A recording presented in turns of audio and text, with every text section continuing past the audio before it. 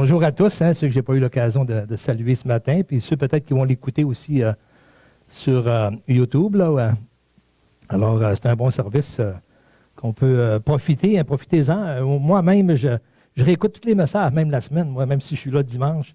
Des fois, on découvre des choses, c'est qu'on avait moins arrêté. Alors, j'ai le temps aussi, là, étant retraité. Alors, c'est bien, c'est une belle habitude à faire aussi. Alors, ce matin, c'est ça, j'ai une présentation d'un mariage en Galilée au temps de Jésus. C'est vraiment, vraiment intéressant. Moi, quand j'ai vu ça, là, j'ai trouvé ça extraordinaire. C'est un arrangement que notre frère Steve Munger de l'Église d'Arvida qui a fait à partir d'un film qui a passé cet automne sur YouTube là, en Israël. Et puis, c'est un film qui dure à peu près 1h30, mais il est en hébreu, mais il est traduit en anglais en bas, mais il n'y a pas la version française encore. En tout cas, ceux qui veulent aller le visionner, vous viendrez me voir après, vous direz où le trouver, là. Mais c'est ça, c'est vraiment quand même intéressant. Mais lui, il a pris des photos de chaque étape là, qu'on va présenter ici. On pourra lire quelques passages bibliques au fur et à mesure aussi. Et puis, mais c'est vraiment intéressant de voir le lien qu'il y a, là.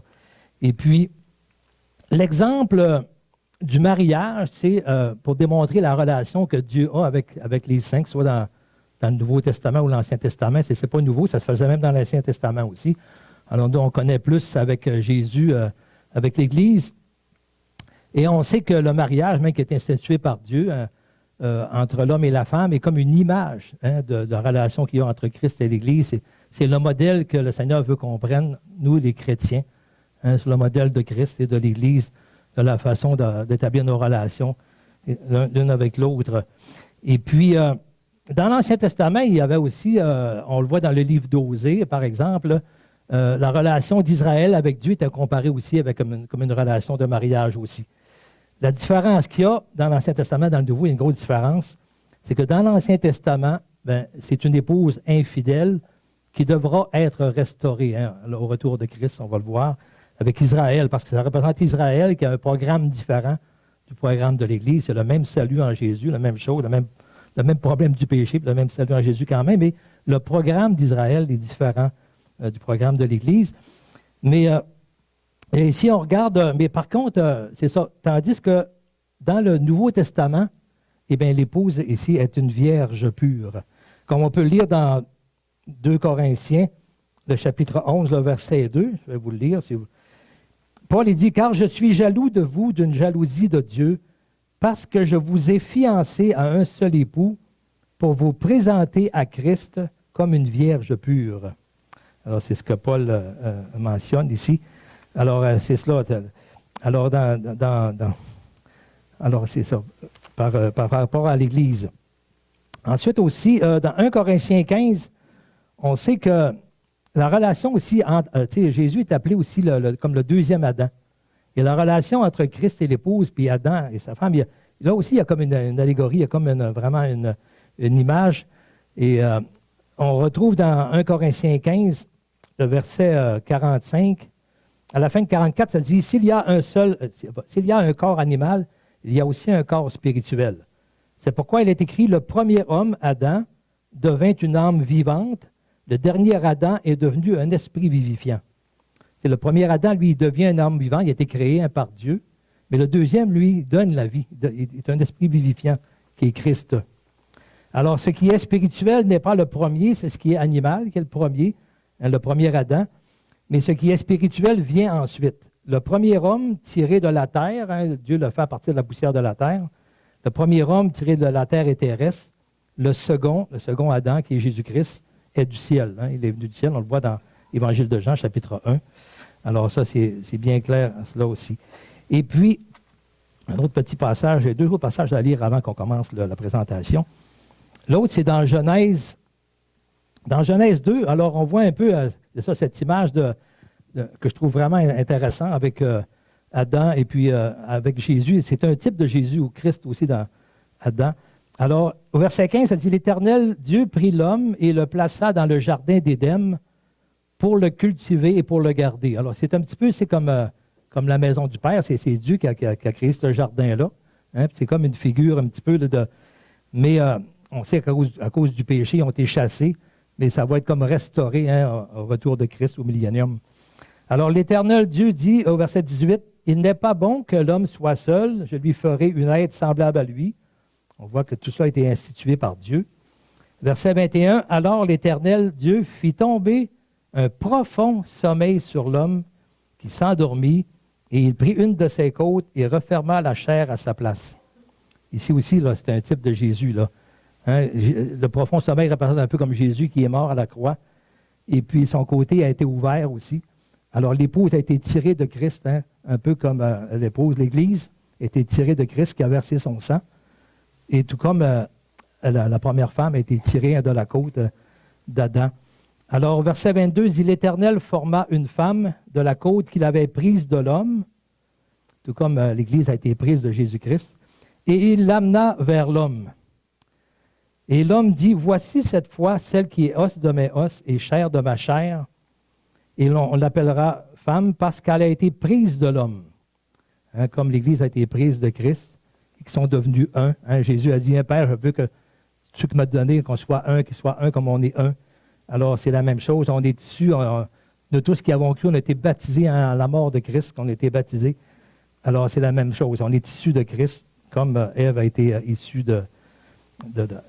et c'est ça. Et après aussi que Dieu a créé Ève, son épouse, ben, il l'a amenée vers l'homme. On ne sait pas trop. Est-ce qu'il l'a transporté? Est-ce qu'il l'a? Je ne sais pas. Mais ça s'est fait. En tout cas, ça donne si on continue le lien vraiment là, avec Christ, ben, c'est possible. Peut-être qu'il a pris des anges qui l'ont transporté. Il l'a amené près dans la maison du Père que Dieu a préparée pour Adam et Ève.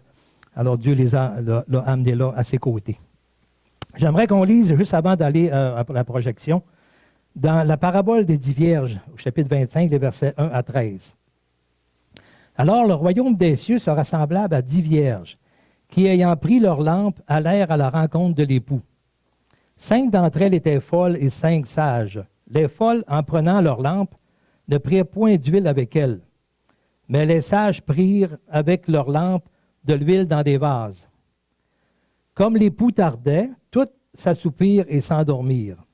Au milieu de la nuit, on cria, « Voici l'époux, allez à sa rencontre. » Alors toutes ces vierges se réveillèrent et préparèrent leurs lampes.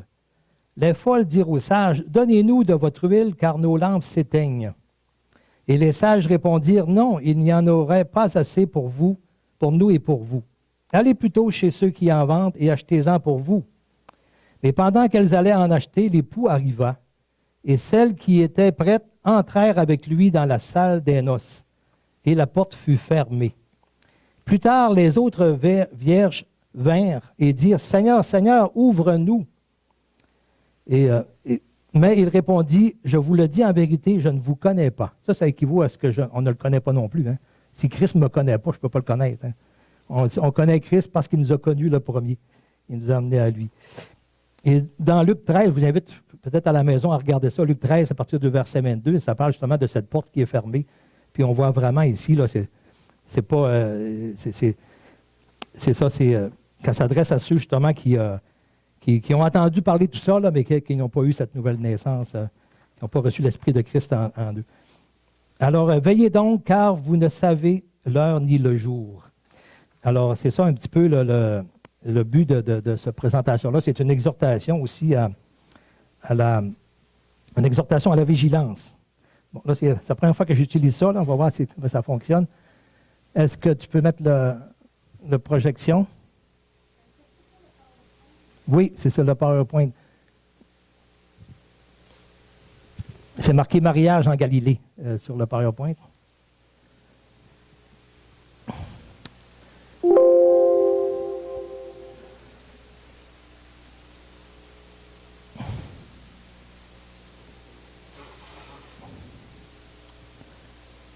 La semaine passée, c'est ça, j'avais tout préparé Michel à ça, mais il n'a pas pu venir ce matin.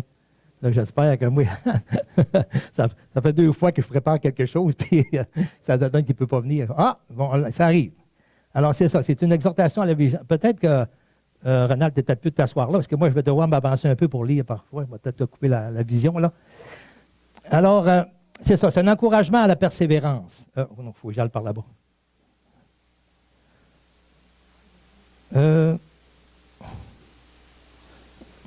Alors ici, savez-vous, c'est ça que les 2 tiers des évangiles ont été faits en Galilée, se sont déroulés là. Alors Jésus, c'est surtout en Galilée qu'il a fait ses disciples. C'est là qu'il a fait la plupart des miracles, là. Il est allé quelques fois à Jérusalem, mais vraiment son ministère s'est déroulé beaucoup en Galilée.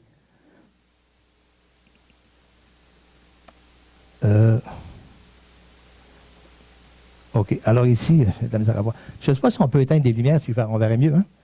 Parce que le film, c'est assez sombre, ce film-là. Là. C'est pas le budget d'Hollywood, là.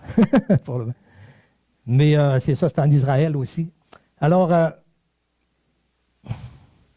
lorsque les noces étaient annoncées, on voit que les témoins se rendaient à la porte de la ville. Alors ça, c'est ça que ça commençait. Là. Alors celui qui est le fiancé, il choisissait ses témoins, un peu comme nous, quand on se marie, on choisit nos témoins. Il se rendait à la porte de la ville là, pour annoncer le projet ce projet-là. Alors ici, on ne voit pas l'écriture en bas. Hein? Alors là, ils sont à la porte de la ville. Ah, OK. Alors les pères des fiancés se rencontraient là pour établir les termes de l'alliance. Alors c'est là que c'est les pères des mariés. On voit à droite, c'est la fiancée. À gauche, c'est l'époux. On ne voit pas super clair. Et puis, alors c'est les pères qui discutaient, qui décidaient quels étaient les termes de l'alliance l'un envers l'autre. Et comme on le voit nous aussi, hein, c'est le Père Céleste qui a apporté tous les termes de l'alliance. Ensuite,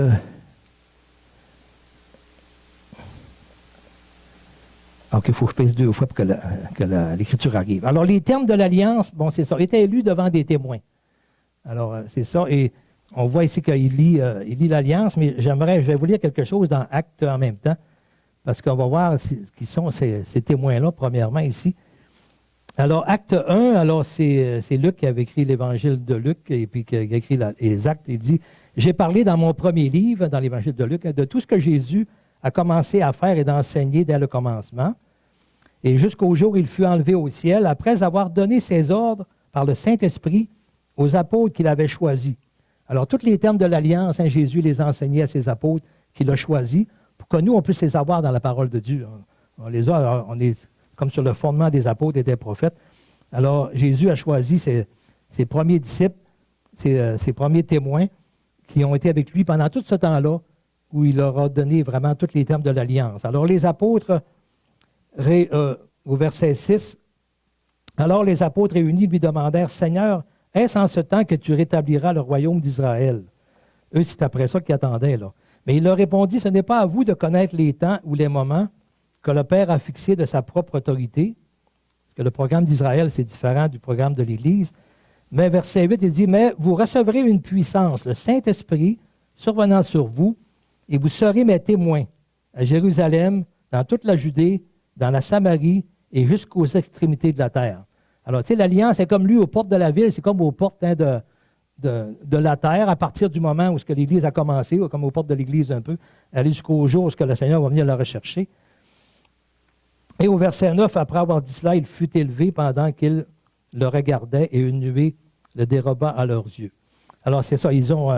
c'est ça, tous les thèmes de l'Alliance, là, ben, c'est ça, Jésus les a enseignés à ses apôtres pour que ça soit, après ça, plus tard, mis par écrit pour qu'on puisse les avoir. Alors, maintenant, la prochaine... Alors, ici, on voit qu'il y a un cadeau, là, c'est une fois que... C'est ça. Si l'Alliance était acceptée, on échangeait alors des cadeaux. Alors, ici en bas, et j'ai de la misère à lire, moi, celui-là. Il faut que je m'avance. Je trouve bien. Ah, je ferais mieux ici. Alors, le plus gros cadeau était donné par le père du fiancé. Et la fiancée, du père du fiancé à la fiancée, et pour en prendre soin jusqu'à ce qu'il revienne. Là. Alors, c'est ça. Alors, le plus gros cadeau, c'est le père du fiancé. Hein? C'est Dieu, là, c'est le père hein, qui a pourvu. Puis le gros cadeau, ben, c'est ce qu'il va nous donner, c'est son Saint-Esprit, là, pour qu'on puisse se préparer en attendant qu'il va revenir. Alors, même si les pères acceptaient l'alliance, saviez-vous qui avait le dernier mot? Alors, on voit ici le fiancé, le père, les pères, puis la fiancée à droite. C'est vous qui avez le dernier mot? C'est la fiancée qui a le dernier mot. Alors, vous allez comprendre pourquoi.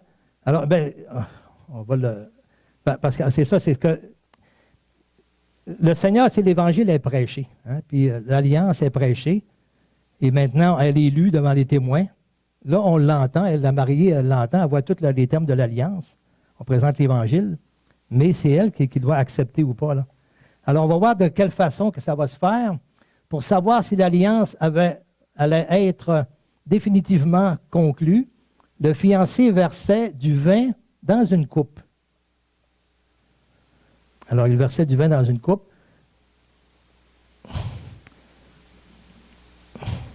Et il transmettait la coupe à la fiancée. Je vais commencer à vous dire quelque chose, là. Et si la fiancée acceptait l'alliance, elle buvait la coupe.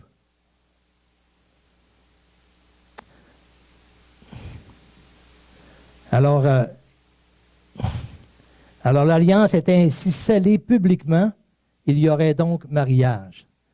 Alors, pour qu'on devienne l'épouse de Christ, hein, il faut accepter. Hein. C'est un cadeau que Dieu nous fait, c'est une grâce. Ce n'est pas nous, ce n'est pas l'Église qui choisit Christ, mais c'est Christ qui a choisi son Église. C'est une grâce qu'il lui fait, comme ici, ce n'est pas la fiancée qui choisissait son fiancé, mais c'était comme une grâce qui lui était donnée, mais elle était libre de l'accepter ou pas. Elle pouvait refuser. Là, l'alliance était d'abord, tous les principes de l'alliance étaient décrits, étaient lus, puis si elle était d'accord, là, elle buvait la coupe. Si elle buvait la coupe, c'est parce qu'elle l'acceptait. Alors, c'est un petit peu la même chose. Je vais vous lire un petit passage encore en relation avec ça.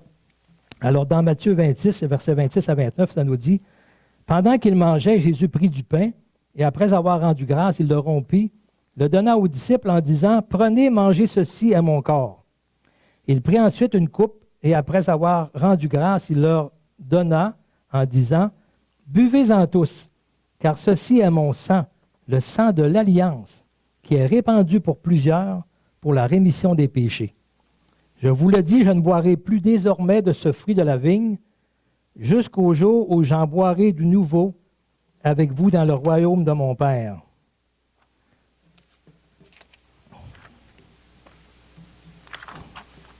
Rendez ça avec moi d'abord. Bon.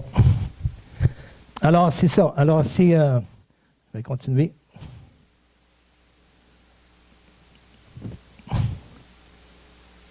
Alors, les fiancés se promettaient qu'ils allaient de nouveau boire le vin ensemble lors des noces. C'est ça qui va arriver à son retour de Christ. Il nous promet que... Alors, c'est extraordinaire parce que tout ça, là, il a fallu que tout soit planifié par Dieu à l'avance. Dans toute la façon de se dérouler le mariage juif, là, tout était planifié pour représenter Christ et son épouse et l'Église. Alors, lors du dernier repas, Jésus a dit, hein, je vous le dis, je ne boirai plus désormais de ce fruit de la vigne jusqu'au jour où j'en boirai de nouveau avec vous dans le royaume de mon Père.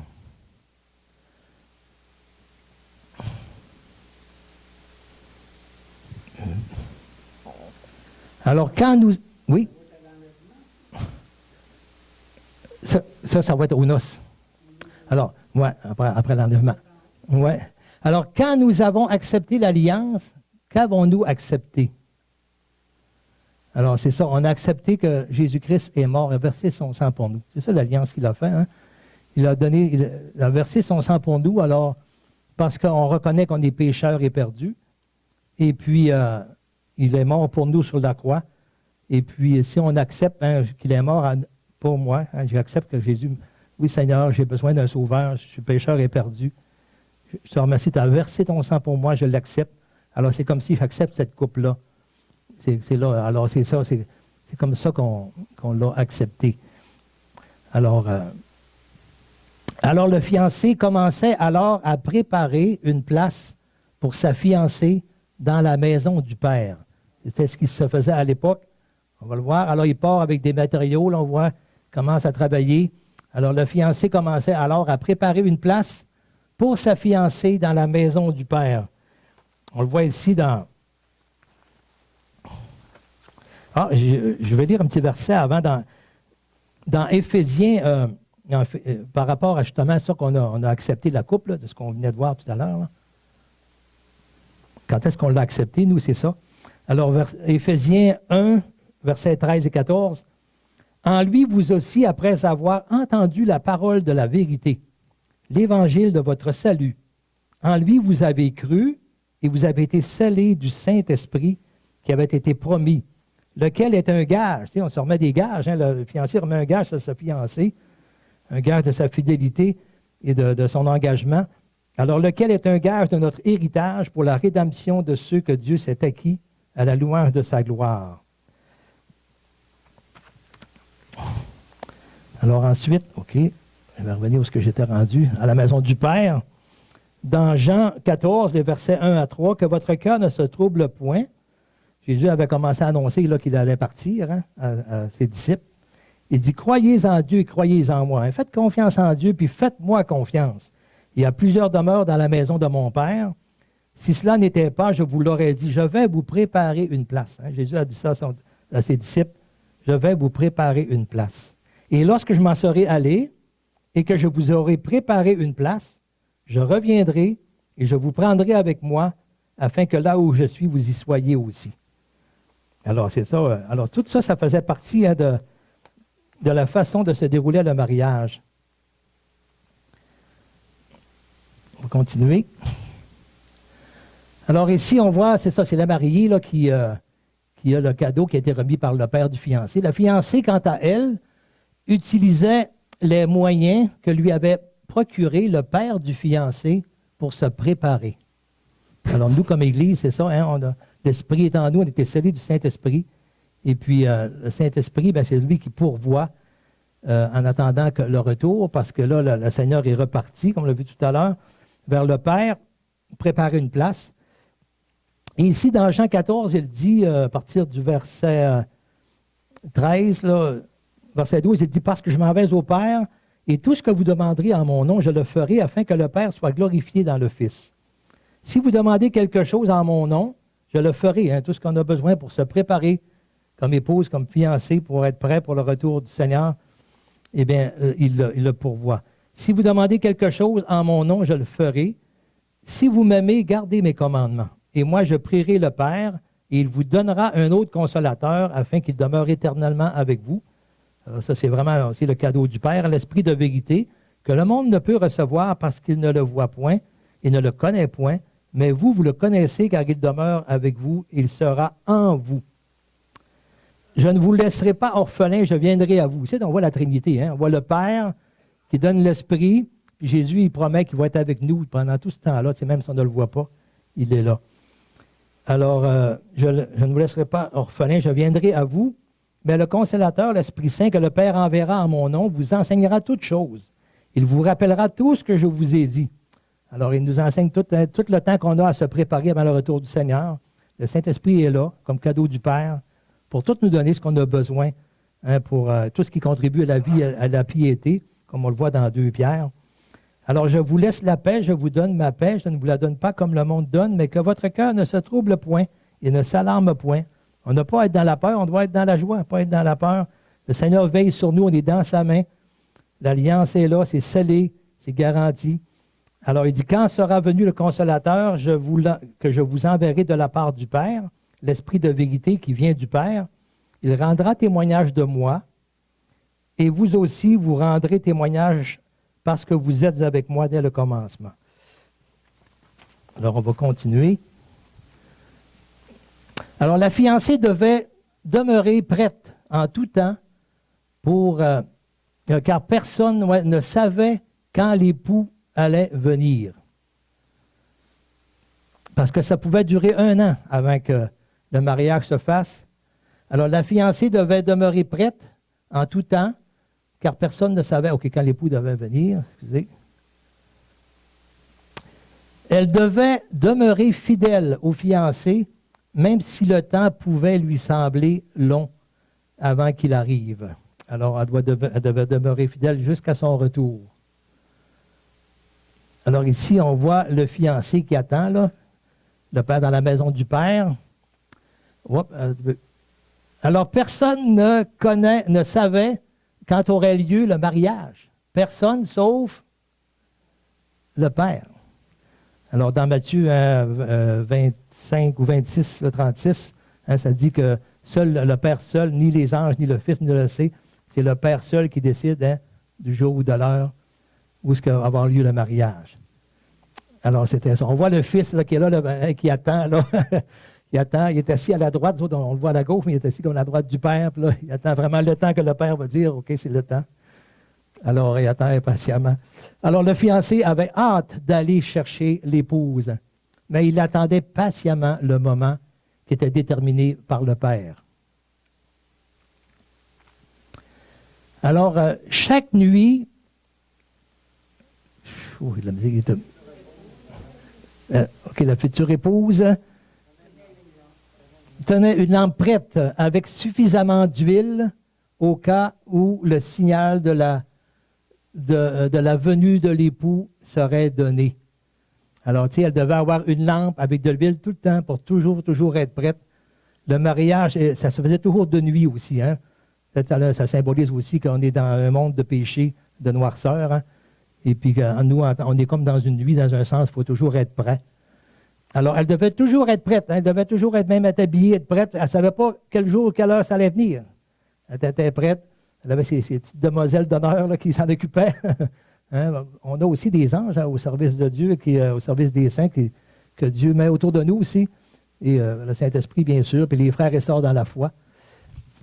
Alors, OK. Bon, ici, c'est... OK, là, on voit la petite table avec la lampe et l'huile pour la lampe.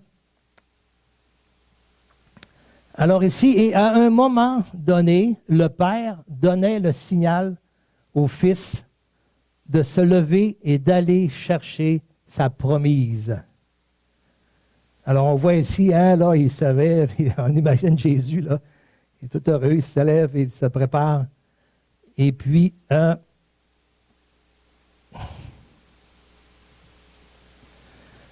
OK. Alors imaginez à quelle vitesse il devait se lever.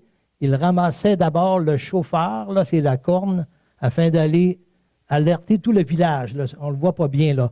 Mais le chauffard, c'est une corne de bélier. Dans la tradition des Juifs, là, ça signifie le bélier que Dieu a offert en sacrifice à Abraham pour remplacer Isaac. Alors, pour eux autres, et puis le chauffard, les premières utilités qu'il a eues dans l'Ancien Testament, là, c'était pour ironiser un roi. Alors, on sait que Jésus, c'est le roi des rois. Hein? Au moment où il va venir, là, il va être vraiment là, lui, il va vraiment être déterminé comme étant le roi. C'est là que le chauffard, il va crier du son du chauffard, comme au son de la trompette dans l'Apocalypse, on pourrait dire, ou dans Thessaloniciens.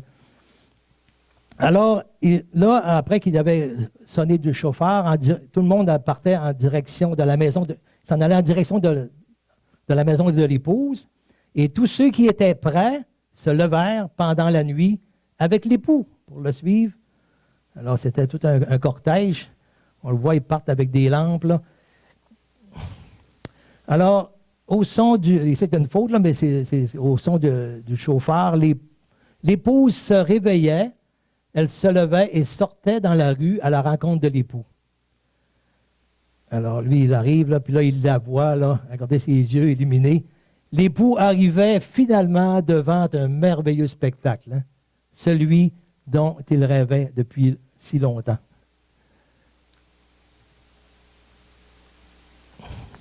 Alors, c'est ça, l'épouse là, qui est là, illuminée dans le noir. C'est sûr qu'ici, on ne voit pas aussi bien, mais imaginez l'effet que ça pouvait avoir avec toutes les lampes qui étaient allumées. Là. Alors, on va mettre les paroles. Ah, OK. Alors, au milieu de la nuit, une merveilleuse fiancée s'était préparée, portant une robe blanche d'une parfaite pureté, rayonnant dans la noirceur. Alors, ça avait vraiment un lien, moi je trouve ça vraiment extraordinaire avec la situation de l'épouse lorsque le Seigneur va venir la chercher. Alors, elle verse des larmes, on la voit à droite là, elle verse des larmes de joie tellement elle attendait après ce moment qui est enfin arrivé. Hein? Est-ce qu'on attend après ce moment-là avec autant de hâte, parce que le Seigneur viendra? Alors, elle ne savait pas à quel moment, ça pouvait prendre jusqu'à 1 an, elle ne savait pas du tout. Alors, mais ça ne se termine pas ainsi. Ce n'était que le début de la réunion des amoureux. L'époux amenait l'épouse d'une manière bien particulière. Cette valeur ici, on ne voit pas bien en bas là. Mais ici, il y a une chaise là, avec des montants. C'est comme une chaise ici qui aurait des montants à chaque côté. Et puis, il y a des personnes qui... La mariée va s'asseoir sur la chaise. L'épouse montait sur une chaise spéciale qui permettait de la soulever afin qu'elle ne touche pas à terre. Alors, elle était transportée, l'épouse. Elle était transportée de terre, elle était soulevée. Alors, ça vous fait penser à quelque chose, hein, dans Thessaloniciens, l'enlèvement de l'Église. Alors, elle était amenée en direction de la maison du Père. Alors, elle partait de sa maison, comme nous, on part de terre, aller dans la maison du Père. L'Église, ceux qui ont cru en Jésus-Christ, eh bien, au moment où le son de la trompette va sonner, les morts en Christ ressusciteront, puis nous, les vivants, nous serons changés en un clin d'œil et transportés. Car le Seigneur lui-même, un signal donné à la voix d'un archange et au son de la trompette de Dieu, descendra du ciel. Les morts en Christ ressusciteront premièrement. Je mentionne ça parce que Paul disait, au verset 13, « Nous ne voulons pas, frères, que vous soyez dans l'ignorance au sujet de ceux qui dorment, afin que vous ne vous affligez pas comme les autres qui n'ont point d'espérance. » Ça a un lien aussi avec les vierges, hein, parce que tous s'endormir, ici, le sommeil, ici, parle de la mort, parce qu'on ne peut pas veiller pendant 2000 ans. Là. Mais on est fidèle au Seigneur jusqu'à notre mort. Chacun de nous, on est fidèle. Alors, le sommeil ici, selon la plupart des commentateurs, représente plus l'idée que chacun, à un moment donné, notre temps est fini. Mais c'est pour ça qu'il dit que d'abord, les morts en Christ vont ressusciter. Ceux qui étaient prêts aussi, hein, lorsqu'ils sont morts, qui ont été fidèles jusqu'à la fin. Et ensuite, nous, les vivants qui serons restés, nous serons tous ensemble enlevés avec eux sur les nuées à la rencontre du Seigneur dans les airs, et ainsi nous serons toujours avec le Seigneur. Consolez-vous donc les uns les autres par ces paroles. Hein.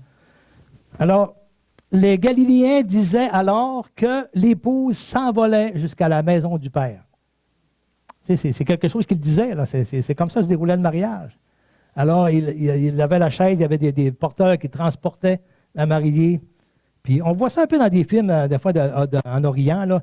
C'est quelque chose qui s'est répandu dans beaucoup de pays d'Orient. Mais l'origine de ça, ça vient de Dieu. C'est Dieu, même si les hommes ne le savaient pas, ils n'étaient pas conscients, ça vient de Dieu, là, cette façon de procéder, qui était une figure, une image. Hein, le mariage entre l'homme et la femme est comme une image des choses célestes, hein, entre Christ et son épouse.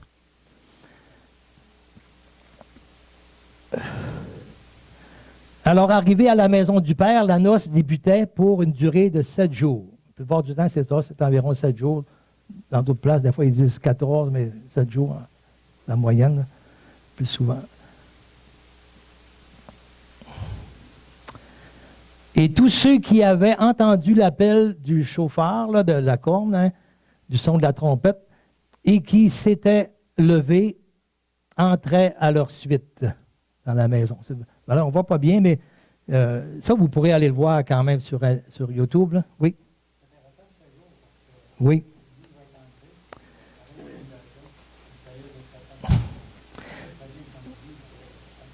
Oui, c'est ça. Plusieurs font le lien un peu avec cette période-là aussi. Oui. Et puis, la porte de la maison du Père était ensuite fermée à clé afin de ne pas être dérangé pendant les festivités. C'était vraiment quelque chose qui se passait. Il y a encore des Juifs qui suivent ça exactement comme ça encore aussi, les mariages. Alors ici, on les voit assis, hein, c'est ça. Alors débute la noce de 7 jours. Alors ils sont assis côte à côte, là, et c'est la noce qui commence. Et l'époux pouvait enfin boire ensemble le vin nouveau. Hein. Il dit, je vous dis en vérité, hein, je ne boirai plus désormais de ce vin jusqu'au jour où j'en boirai de nouveau avec vous dans le royaume de mon Père. Alors, c'est ça. Ça se produisait exactement comme ça dans le mariage juif à cette époque-là. Enfin, on peut comprendre que les disciples, quand Jésus leur parlait de tout ça, là, ils comprenaient beaucoup mieux que nous hein, de quoi Jésus parlait là.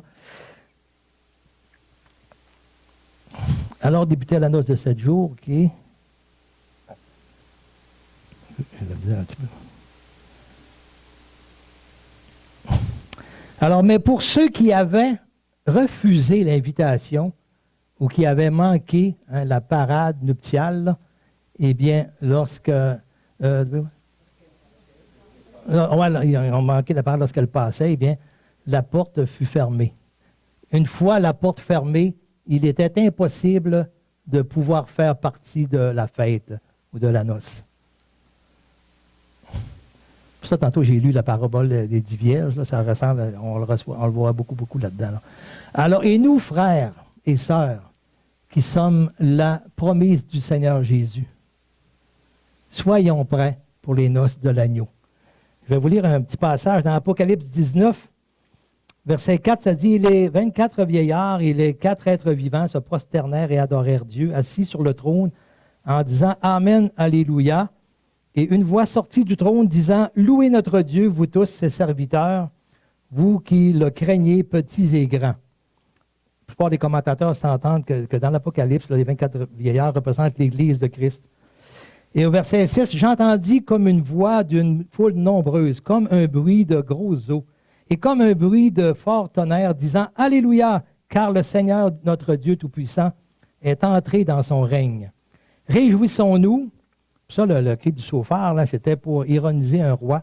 Hein, le son, alors c'est ça. Il est entré vraiment dans son règne aux yeux alors plus aux yeux de toutes ceux qui sont dans les cieux aussi. C'est pas tout le monde à ce moment-là qui le voit, là. Mais son Église, bien, ça, on le voit. Alors, réjouissons-nous et soyons dans l'allégresse et donnons-lui gloire, car les noces de l'agneau sont venues et son épouse s'est préparée. Il lui a été donné de se revêtir d'un fin lin éclatant et pur, car le fin lin, ce sont les œuvres justes des saints. Les œuvres justes, c'est les œuvres qui ont été produites vraiment par le Saint-Esprit en nous, hein, pas les œuvres de la chair, mais les œuvres du Saint-Esprit. Et l'ange me dit, écris, heureux ceux qui sont appelés au festin de noces de l'agneau. Et il me dit, ces paroles sont les véritables paroles de Dieu. Alors, et ne nous relâchons pas de propager la bonne nouvelle et d'annoncer le retour prochain de Jésus. Même si tous n'y croient pas, hein, parce que le miracle de la conversion est encore possible tant que le Père n'a pas encore donné le signal. C'est ça qui est écrit en bas. Là. Alors, c'est terminé là-dessus. Alors, c'est quand même quelque chose de très intéressant. Et puis, sur YouTube, si vous cliquez YouTube, là, le titre du film, là, je pense que si on clique Maria en Galilée, on arrive dessus, je ne suis pas certain, mais le vrai titre du film, là, c'est Before the Wrath. C'est en anglais, ça veut dire avant la colère. Hein, parce que dans Apocalypse 3.10, ça nous dit que l'épouse de Christ va être gardée de la colère qui va venir dans le monde, hein, comme notre frère faisait relation aux 7 ans. Alors, et c'est le titre qu'ils ont donné. Alors, si vous y allez sur YouTube, vous cliquez Before the Wrath, W-R-A-T-H. Et, en tout cas, ça. Et puis, là, vous allez arriver sur ce film-là. Vous pouvez l'écouter, ceux qui comprennent bien l'anglais, vous allez pouvoir le voir. Je ne sais pas s'il y a une version française de sortie. Alors, c'est ça, c'est une exhortation à la vigilance, mais c'est vraiment intéressant. Moi, ça m'a tellement béni. Et ça démontre à quel point là, que Dieu a tout orchestré. Hein. Tout ce qui est sur terre a été créé en image de choses célestes. Puis au fur et à mesure qu'on grandit dans le Seigneur, on découvre ça. Là. Le Seigneur nous dévoile tous ces mystères-là qui étaient là avant, mais dans l'Ancien Testament, tout ça, c'était comme voilé. Là. Mais Jésus a apporté comme la lumière là, sur tous ces aspects-là. Le mariage existait bien dans l'Ancien Testament aussi, là, ce mariage-là. Là. Mais c'est là vraiment qu'eux, la signification de tout ça, ils ne pouvaient pas le savoir vraiment par rapport à l'épouse de Christ. C'est vraiment hein, en Jésus, probablement suite à la résurrection, à la Pentecôte, là qu'ils ont commencé à tout découvrir ça, hein, la beauté de ça, la grandeur de cela. Alors, ça vous donne une belle idée du mariage. Et puis, vous savez, je ne sais pas combien il y en a ici qui ont soulevé leur épouse en rentrant dans la maison. Moi, je l'ai fait, mais mon fils, mes fils l'ont fait. Mais la fois, on se demande d'où ça vient, là, sans savoir, mais tu sais, ça vient de Dieu, de transporter l'épouse dans la maison du Père, dans la maison du fiancé aussi. Alors, on termine par la prière. Seigneur, on veut te rendre grâce, Seigneur, pour tant de bonté, de merveilles que tu as faites, Seigneur. Merci pour ta parole qui est si riche, Seigneur, ces exemples. Merci, Seigneur, qu'on peut découvrir à travers toute ta parole et toute cette façon dont, Seigneur, tu as instauré le mariage chez les Juifs. On voit, Seigneur, ton plan qui était établi depuis longtemps, depuis avant même la création du monde. Tu as tout orchestré, Seigneur, pour que nos yeux s'ouvrent aussi, que le voile se retire et qu'on voit des belles choses, Seigneur, qu'on voit combien ta parole est vraie, qu'elle est certaine, Seigneur, qu'elle est véritable. Et merci, Seigneur, et vraiment, Seigneur, je te prie que toute personne qui entend ce message-là ce matin, qui n'a pas pris cette décision vraiment de se reconnaître pécheur et perdu et d'accepter cette coupe que c'est toi-même qui as versé ton sang, Seigneur, pour le salut de chacun qui l'acceptera, Seigneur. Eh bien, Seigneur, puisse tout toucher des cœurs, que les personnes disent oui à cette grâce qui est donnée, Seigneur. Simplement dire oui, d'accepter cette belle alliance, Seigneur, que tu es mort à notre place pour payer le prix de nos fautes. Et que seulement qu'en acceptant cette belle alliance, eh bien, Seigneur, on devient ton épouse et tu nous promets, Seigneur, de venir nous chercher, nous prendre avec toi. Merci de la belle place que tu nous prépares dans la maison du Père, comme nous avons hâte en ce jour, Seigneur. Que nous puissions vraiment être vigilants, se tenir prêts, comme une épouse qui se tient prête, Seigneur, pour ce jour, vraiment vêtue de blanc et de pureté, Seigneur. Eh bien, que nous puissions nous garder, Seigneur, par la puissance de ton esprit en nous, nous garder dans la sainteté, Seigneur. Merci pour le pardon de nos péchés, Seigneur. Merci d'avoir payé pour nous.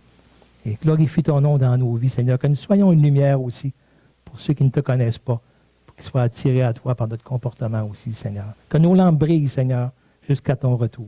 Au nom de Jésus. Amen. Alors, merci.